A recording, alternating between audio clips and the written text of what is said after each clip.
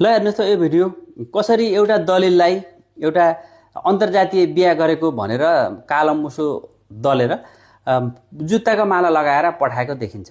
अब मान्छेले ओहो हो ल हेर्नुहोस् त यस्तो चलन छ अझै पनि भनेर आउँछन् हैन। तर वास्तविकता सुटिङ हो, साँच्चै होइन। अनि मान्छेले यसैलाई हेर्नुहोस् त दलिललाई यस्तो गरे अथवा चाहिँ अन्तर्राज्यीय बिहा गरेर यस्तो गरे भनेर सेन्टिमेन्टको व्यापार गर्ने एक। अनि अर्को कुरा कलाकारहरूले जमानाको कुरा ल्याएर अहिले देखाएर यस्तो थियो त्यस्तो थियो देखाउन खोजे चाहिँ के हो। त्यसो भन्दा पहिला सती प्रथा पनि थियो नि त। एउटा श्रीमान मरेपछि श्रीमती जिउँदै जल्नुपर्ने अवस्था पनि थियो नि त। अहिले छैन नि, त्यो त हट्दै गएको छ।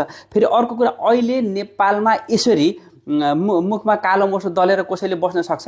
अहिले नियम छ, कानुन छ, त्यसलाई जेल हुन्छ दल्ने मान्छेलाई हुँदैन नि। तर यो अहिले सेन्टिमेन्टको व्यापार गर्नेहरू यस्तो गर्छन्। अब यही कुरामा अर्को कुरा के हुन्छ, जुम्लातिर हुम्लातिर एकदमै धेरै खत्तमै हेर्दै नराम्रो मान्छे अशिक्षित देखाउँछन्।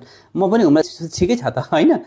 भनेपछि यो अहिले सेन्टिमेन्टको व्यापार गरिरहेका छन् मान्छेहरूले। कलाकारहरूले पनि यस्तो नगरौँ, यस्तै व्यापार बेचेर अनि त्यही पुरानो कुरा ल्याएर झन् समाजमा चाहिँ अराजकता फैलाएर पहिला यस्तो थियो भनेर झन् समाजको डिभाइडेड गरेर यसरी आफ्नो फाइदा लिनु आवश्यक देखिँदैन। किन पहिला जुनसुकै देशमा पनि यस्तो खालको छुवाछुत यस्तो खालको थियो होइन, रङ्गभेद, कालेहरूको रङ्गभेद यस्तो यस्तो थियो। तर अहिले यो त्यस्तो चलन छैन, हटिसकेको हुनाले यसलाई आधार मान्नुपर्ने आवश्यक देखिँदैन।